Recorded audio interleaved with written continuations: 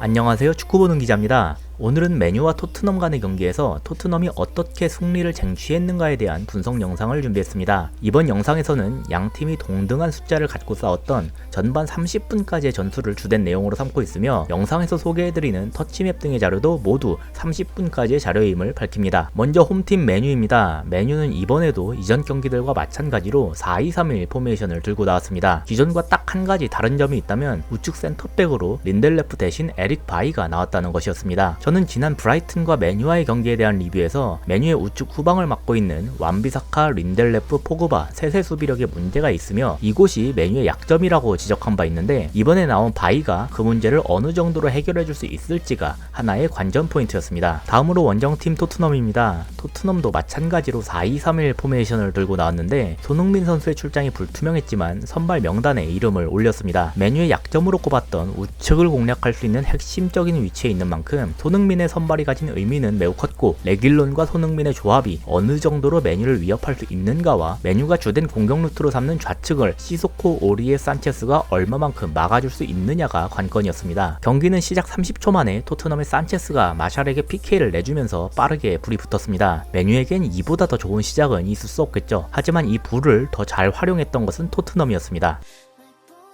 토트넘은 메인 공격 루트를 좌측으로 정했습니다. 이건 톱으로 나선 케인과 우측 윙으로 나선 라멜라의 터치맵인데요. 케인이 원톱임에도 좌측 위주로 터치를 가져갔고 라멜라는 우측 윙 포워드임에도 거의 중앙에 가깝게 터치가 이뤄졌음을 확인할 수 있습니다. 토트넘은 빌드업을 진행할 때 호이비에르가 세터백 사이로 내려오면서 라볼 피아나를 형성하고 공격형 미드필더로 나선 은돔벨레가 3선으로 내려와 빈자리를 채우면서 5-2-3과 같은 모습을 취했습니다. 여기에서 맨유는 윙어인 그린우드와 레시포드 가 토트넘의 양 윙백들을 압박하고 마샬과 브루노 페르난데스가 토트넘의 3백에 압박을 가하는 전방 압박을 취했는데 3백 플러스 골키퍼 4명의 숫자가 볼을 만질 수 있는 상황에서 2명의 압박만으로 볼을 탈취하는 것까진 기대할 수가 없었고 편하게 빌드업을 하는 것을 막는 것이 주된 목표였던 것으로 보입니다. 호이비에르가 내려갔기 때문에 토트넘도 중원에는 둘밖에 없었고 맨유도 중원에 둘이 있었기 때문에 1대1로 막할 수 있어 실제로 토트넘이 후방에서 편하게 빌드업을 하며 올라오지는 못했습니다. 토트넘은 안되겠다 싶으면 전방으로 롱패스를 찔러 넣었습니다. 중앙이나 좌측이 주된 방향이었는데 케인과 손흥민이 있는 위치였죠. 딱 이 지점까지는 맨유가 전방 압박을 통해 자신들이 원하는 그림을 얻었다고 볼 수 있습니다. 문제는 이 롱패스가 너무 잘 연결됐다는 것에 있습니다. 투입되는 롱패스를 공중볼 경합으로 이겨내던가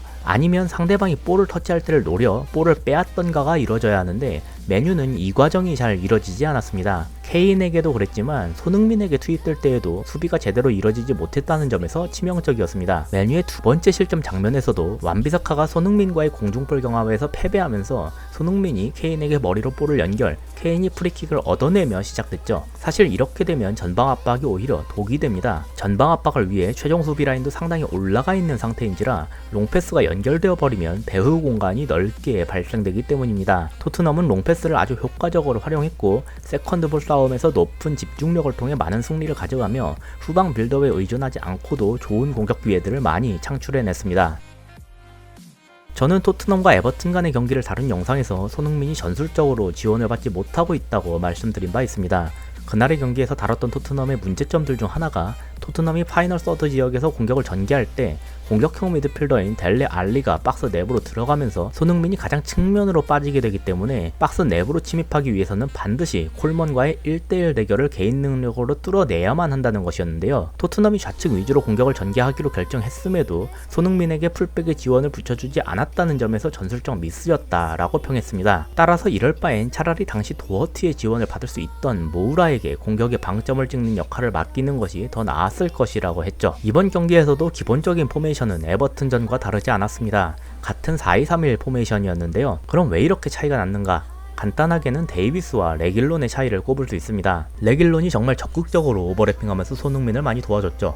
하지만 결정적인 차이는 무리뉴 감독이 기본적인 파이널 서드에서의 공격 전개 시 팀의 전술을 바꿨다는 점에 있었습니다. 가장 눈에 띄는 변화점은 공격형 미드필더의 역할이었는데 에버튼전에서 알리는 박스 내부로 들어간 반면 은돔벨레는 아래로 내려가면서 삼선들과 함께 위치했습니다. 이에 맞춰 호이비에르가 좌측으로 시소코가 우측으로 빠지면서 측면에 대한 커버를 맡을 수 있게 되었고 그들의 존재로 인해 레길론과 오리에가 모두 윙어처럼 높은 지역까지 부담없이 올라갈 수 있었습니다. 레길론이 좌측면을 담당해줬기 때문에 손흥민은 보다 박스 내부에서 활동할 수 있게끔 되는 연쇄 효과가 일어났는데, 때문에 에버튼전에서 콜먼과의 1대1 대결을 끊임없이 펼쳐야 했던 손흥민은 이번에 수비력이 뛰어난 풀백인 완비사카와의 대결을 회피할 수 있었고, 오히려 센터백인 바이와 맞부딪히는 그림을 많이 보였습니다. 하지만 바이는 손흥민을 막아내기 상당히 버거워 보였고, 솔샤르 감독은 결국 우측 중앙 미드필더인 포그바의 약한 수비 지원으로는 손흥민과 레길론의 측면 공격을 막아내기 어렵다고 판단, 23분 즈음부터 마티치의 자리를 포그바와 옮기기로 결정했지만, 이내 마샬이 퇴장을 당하면서 전세를 역전시키기 매우 어려운 상황에 처했습니다.